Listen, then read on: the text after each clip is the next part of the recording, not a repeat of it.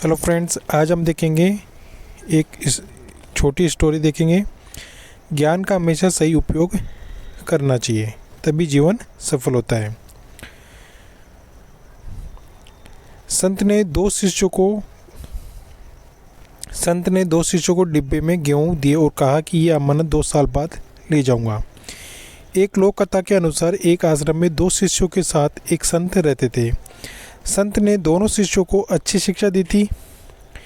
एक दिन संत ने दोनों शिष्यों को एक एक डिब्बे में गेहूं भरकर दिए और कहा, मैं तीर्थ यात्रा पर जा रहा हूं, 2 साल बाद वापस आऊँगा, तब ये मुझे वापस कर देना, लेकिन ध्यान रखना ये गेहूं खराब नहीं होना चाहिए। ये बोलकर संत चले गए। एक शिष्य ने वह डब्बा घर में पूजा वाले स्थान पर रख दिया और रोज़ उसकी पूजा करने लगा। दूसरे शिष्य ने डिब्बे से गेहूं निकाले और अपने खेत में उगा दिए। 2 साल में थोड़े गेहूं से उसके पास बहुत सारे गेहूं हो गए थे। समय पूरा होने पर संत आश्रम आए और उन्होंने शिष्यों से गेहूं के डिब्बे मांगे। पहले शिष्य ने डिब्बा देते हुए कहा कि गुरुजी, मैंने आपकी अमानत की बहुत अच्छी देखभाल की है।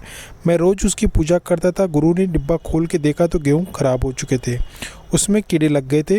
ये देखकर पहला शिष्य शर्मिंदा हो गया। दूसरा शिष्य एक थैला लेकर आया और संत के सामने रखकर बोला कि गुरुजी, ये रही आपकी अमानत। गेहूं से भरा थैला देखकर संत बहुत प्रसन्न हुए। उन्होंने कहा कि पुत्र, तुम मेरी परीक्षा में उत्तीर्ण हो गए हो। मैंने तुम्हें जो भी ज्ञान दिया है, तुमने उससे अपने जीवन में उतार लिया है और मेरे दिए गए ज्ञान का सही उपयोग किया है। इसी वजह से तुम्हें गेहूं को संभालने में सफलता मिल गई है।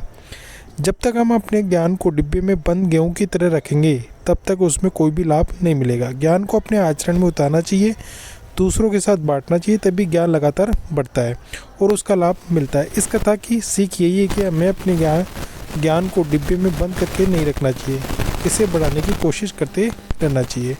तो ये स्टोरी आपको कैसी लगी हमें कमेंट बॉक्स में कमेंट करके जरूर बताना। और हाँ, जो चैनल पर नए हो चैनल को सब्सक्राइब जरूर कर लेना, जिससे कि इसी तरह की लेटेस्ट अपडेट आपको तुरंत मिलती रहेगी। तो आज के लिए इतना ही, धन्यवाद।